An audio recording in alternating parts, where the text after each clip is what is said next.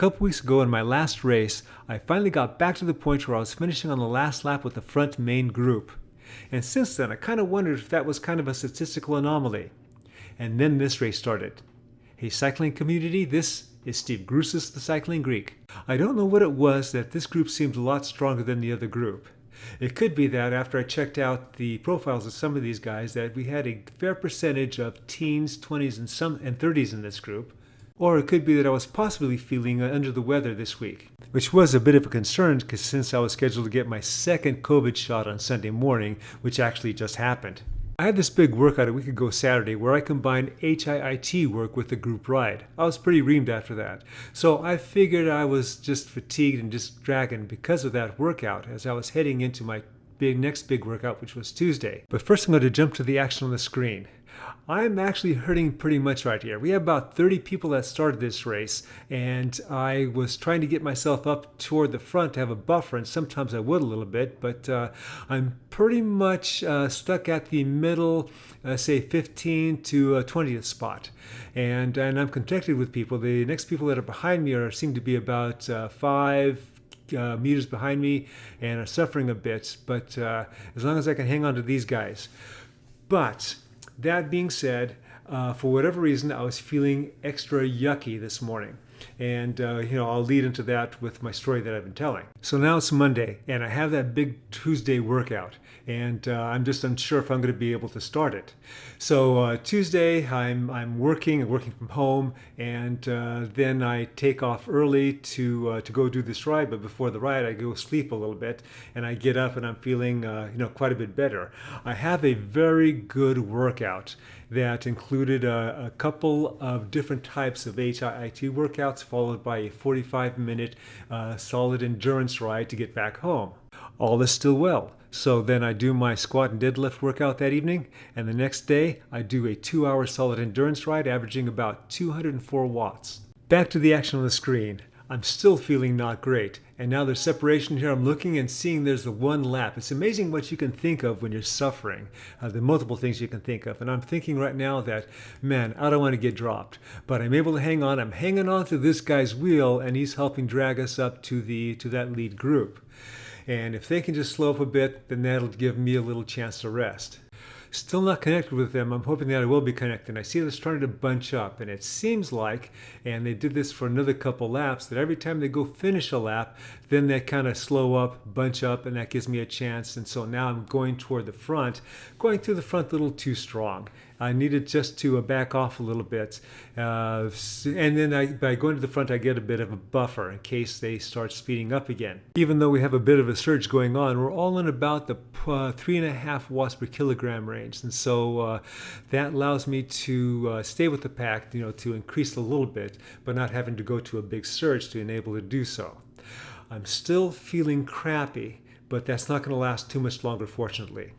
Okay, back to my story. A little later that night after that 2-hour endurance ride, I started feeling the inklings of feeling crap again.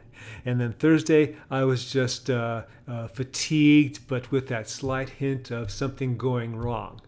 And then I'm thinking, okay, I have my shot on Sunday, and so I want to do a good ride on Saturday. Saturday was a colder day, and the wind was knocking on the door and being way too windy for me. So because of Zwift, I decided to stay in and do a Zwift race. These days, I limit myself to masters races and anti-sandbagging races, and so there were a few anti-sandbagging races today, and usually I try to do them in the morning, but again, I woke up and not feeling the best. Not totally crappy, but not feeling the best.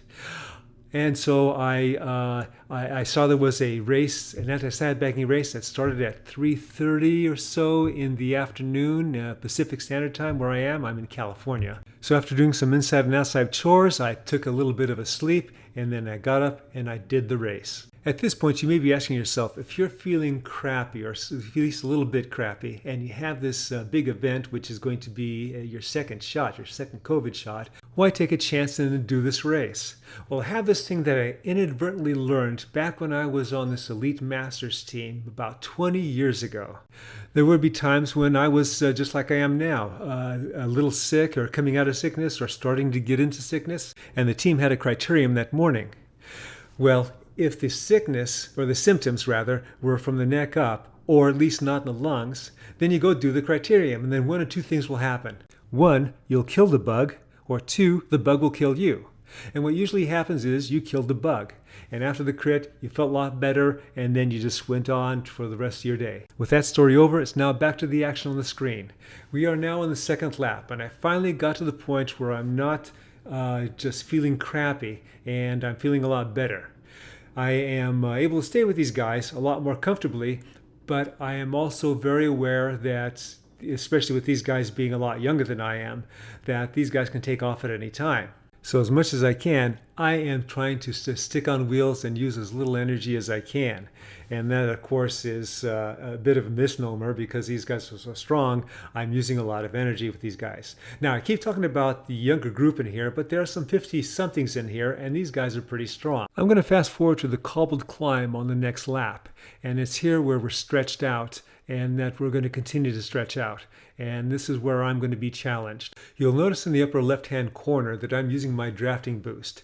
And all the various power-ups I've acquired during this race, I would use mainly on that cobbled climb because that's the toughest section for me. The power-up that I covet the most, and I'm sure that we all covet the most, is the arrow power-up. If I get that anywhere during the race, then I tend to hang on to that unless there's an extreme emergency where I need to use it.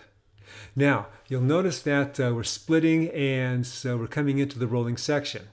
Now, in the rolling section, what I tend to do is I accelerate on the uphills and just slightly back off the down, accelerate up, slightly back off on the down, and I keep doing that, and that seems to help a bit now, especially since I am getting more informed. Now I got this gap here, and then I'm also thinking as I'm suffering here that, man, I'm going to get spit out here, and now I'm going to be back to losing contact with the group, in the first couple laps or so. This is like the lap 2.5, and now we're starting our fourth lap here. So I'm doing what I can. I'm suffering. You can see my face in the lower left-hand corner just to hang on to this guy's wheel and hoping that I can ride his wheel to get back up to the group.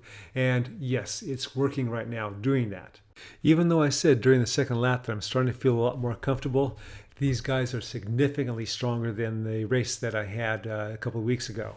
These guys are not getting up there, so I make the decision immediately to jump away from them and just continue on up to make the connection, and fortunately, I do. I look up and I see that, okay, I'm still in the first half of the race. Maybe I can make it to the second half of the race with these guys. Actually, guys and gal. There's one female rider in here and she seems hella strong. I'm jumping forward again, this time toward the end of the first half. And we've been stretched out for a bit and we're on the rolling section. You can see that I'm still in 16th place, but I'm at the butt end just about. I think there's one person behind me, and after that, the next people are like 20 and 23 seconds behind me. So there's really no chance for me to have a chasing group if I get split out by myself. Now I have this guy in front of me and a big gap there, and this guy is Espen Tuft from Norway, and I'm still thinking that we can still catch up to those people up there. Espen is starting to reach his limit at the moment, so I go to the front, and then immediately I'm passed by Brock Blake of the US. So I'm thinking, okay, I'm going to get on this guy's wheel. We still have a chance. We're now in the second half, but now I'm starting to see that I'm not seeing those guys. I'm seeing them way up there. I'm looking at the map insert in the upper right-hand corner. I'm thinking, these guys are going just a little faster than we are, and right now I'm below 3 watts per kilogram. I'm jumping forward again, this time to the last lap. Brock and I have been together all this time. And little did I know until after when I checked out his profile, this guy's 18 years old. And he's a couple inches taller than I am, and he's about 79 kilograms, and I'm about 74 kilograms. And that's important when we get to that cobbled climb. There were a couple times during the second half that Brock put in a couple of big attacks and got some distance on me, and I had to drag him back, and it took a little bit to do so. When he wasn't attacking and I wasn't chasing, we were pretty much had a more comfortable type of pacing going on, especially since the people behind us were way behind us and we weren't going to be caught. So on this brick section, this is where I decided to do an attack, a big attack. I have my arrow power up, but I was going to use it toward the end. And I was hoping that I was catching Brock by surprise, and seemingly I was. So right now I'm seeing he's about 10 meters behind me, and the graphics on the right right now show that he's a second behind me. Now, that was a big attack, and I am not able to keep up that pace, so I'm doing what I can. So right now I'm looking at the graphics on the right, and I'm around 3, and then he has been doing 4 watts plus, and he caught me, and now he's countering me. So now I got to go chase him, just so I don't lose him. Now we're heading into the rolling section, and I'm keeping my eye on that power up, and so now I'm back on him, so I'm deciding now when I'm going to use my power up. Our watts per kilogram are currently about the same, so now it's a question of who can recover quicker. And unbeknownst to me again that this guy's 18, this guy's going to recover quicker. All I do know is that I don't have the number of bananas with me that I did before he put in that last attack. So when am I going to use my power up? I'm in a good position, and so now it's it. But now he's gone. He doesn't have a power up. He's just stronger than hell. So I'm doing what I can. I'm hoping he dies out, but we're running out of real estate, and good on him. Now I finish in 16th place, 16th out of 30. So afterwards I check out my zwiftpower.com and I come in 9th. So that means there's 7 people ahead of me that didn't make it to zwiftpower.com. So when I check the data, 5 of those people should have been in the A category, and 2 of them probably just didn't sign up for zwiftpower.com. So I start to think, since this was an anti-sandbagging race, that those 5 people had breakout races that really kicked them up into the A's. So I went and I checked their previous race data. And for most of those I was able to view, they had previous races where they averaged over 4.1 watts per kilogram. That would stick them into the A's. Well, what are you going to do? I enjoy the racing. I enjoy the competition. Well, I hope you enjoyed this video and maybe got something a little out of it. Always remember, comment, like, subscribe. The Cycling Greek.